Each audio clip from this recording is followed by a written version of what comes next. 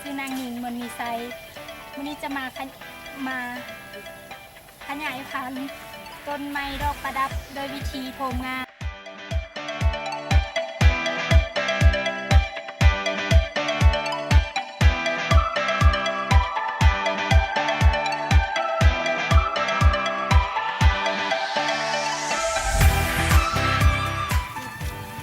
ตอนเขาจะเลือก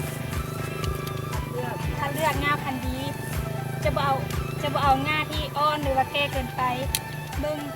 มันจะออกเป็นสีน้ำตาลเวลาจะปาด2-3 สันที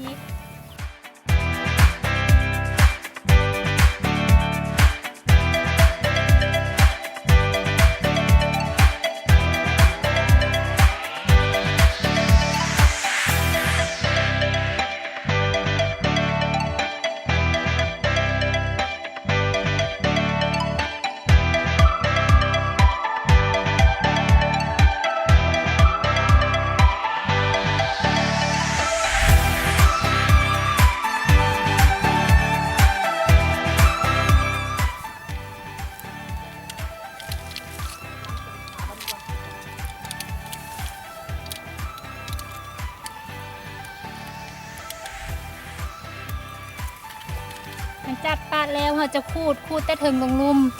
ตัดทอน้ำทออาหาร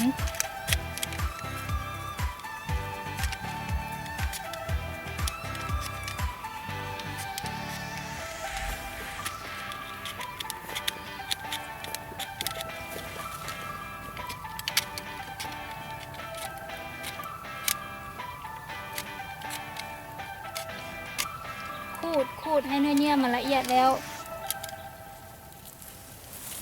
เรานำเอาปุยมะพร้าวที่ให้ใส่ถุงประคบกับบาดแผล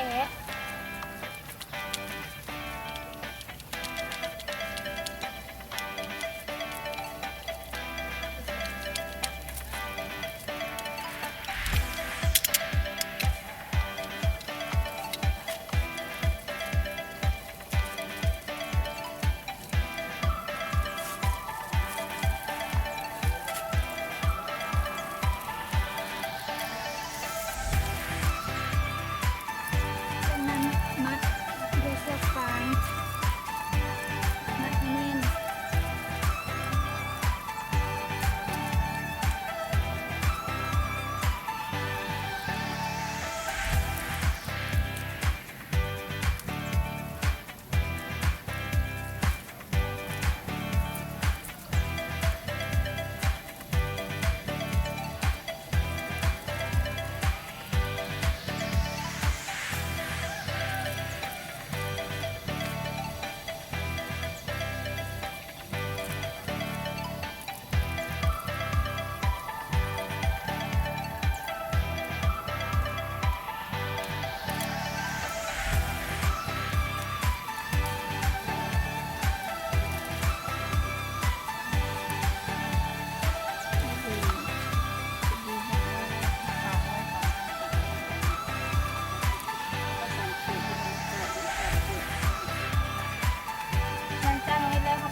ประมาณ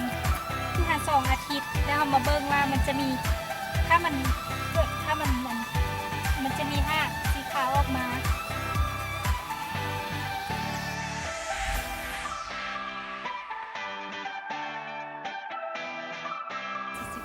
หลังจากที่เราหากมันออก1-2 อาทิตย์แล้วประมาณ30-40 วันหากมันก็จะออกตามบาดแผลแล้วเราจะสังเกตเบิ่งว่าถ้าหากมันออกสีน้ำตาลเราจะสามารถตัดไปปักซ้ำได้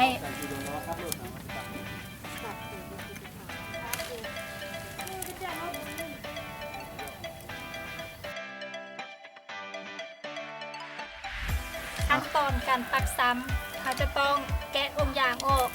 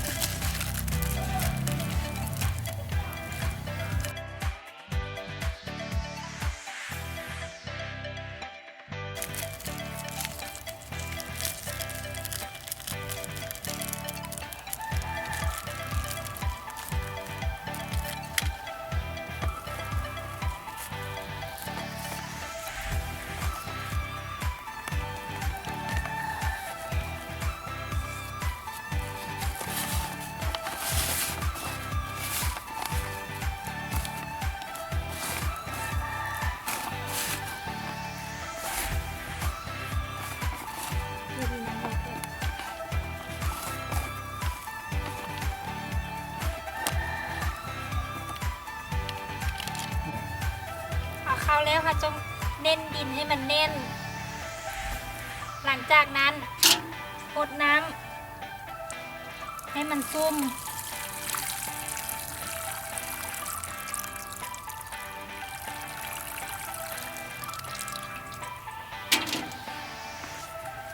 แล้วไปวางไว้นานที่เรา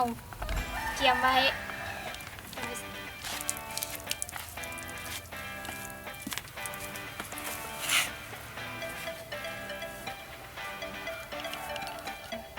ขั้นไปวางกีนี้แม่นการขยายพันธุ์ดอกไม้ประดับด้วยวิธีโทมงาถ้าท่านใดสนใจสามารถติดต่อพ่อพันธุ์ได้ที่วิทยาลัยกสิกรรมดงคำสร้างสบายดี